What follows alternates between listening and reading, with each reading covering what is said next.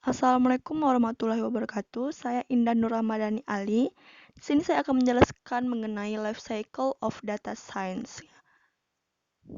Langsung saja kita bisa lihat di sini mengenai siklus hidup data science. Ada 7, yaitu pertama pemahaman bisnis. Jadi setiap domain dan bisnis bekerja dengan seperangkat aturan dan tujuan. Untuk mendapatkan data yang benar, kita harus bisa memahami bisnisnya. Jadi jika kita ingin memulai sesuatu itu, kita harus paham dulu bisnis itu, baru kita nanti bisa melakukan suatu pemodelan. Di sini mengajukan pertanyaan tentang kumpulan data akan membantu mempersempit untuk mengkoreksi akuisisi data. Selanjutnya itu, setelah kita paham akan bisnis kita itu melakukan pengumpulan data yang sesuai dengan pemahaman kita sebelumnya. Kita bisa mendapatkan data itu dari beberapa sumber yang sangat banyak ya. Data-data itu bisa dari internet, dari koran, jurnal. Jadi data ini dapat kita kumpulkan dalam bentuk Excel, dan data ini sangat-sangat banyak bertebaran, jadi dapat kita kumpulkan sebanyak-banyak mungkin sesuai dengan kapasitas dari yang kita lakukan dari pertanyaan-pertanyaan yang sebelumnya kita ajukan.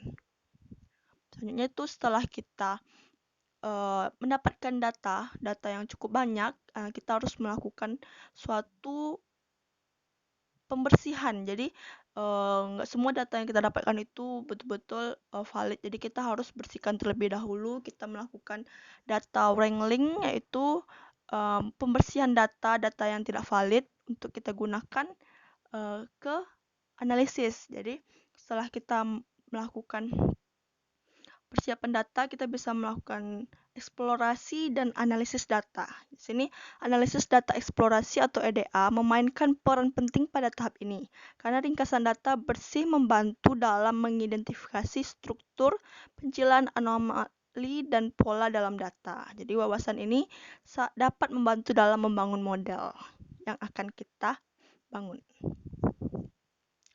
Nah, setelah datanya tadi sudah terkumpul, sudah kita analisis, kita bisa melakukan pemodelan. Jadi penting untuk mengidentifikasi apa yang ditanyakan, apakah itu masalah klasifikasi, masalah regresi, atau prediksi, peramalan dari waktu, atau masalah pengelompokan. Jadi setelah kita paham jenis masalahnya, barulah model, kita dapat bisa menentukan model yang akan kita terapkan.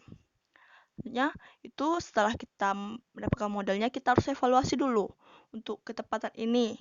Ingat ya, skor F1 untuk masalah klasifikasi dapat digunakan. Untuk masalah regresi R2, MAP, Moving Average Percentage Error atau RMSE, Root Mean Square Error dapat kita gunakan.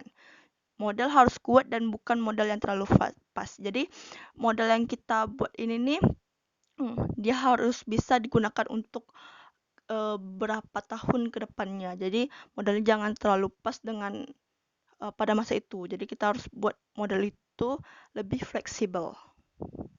Terus baru kita bisa melakukan visualisasi atau penerapan model. Jadi di sini penyajian melalui evaluasi harus sedemikian rupa sehingga memicu aksi dari penonton. Jadi kalau untuk pada data science ini kita menggunakan Python dan R adalah bahasa yang paling banyak digunakan untuk ilmu data. Sekian dari penjelasan saya. Jika ada salah mohon maaf. Wassalamualaikum warahmatullahi wabarakatuh.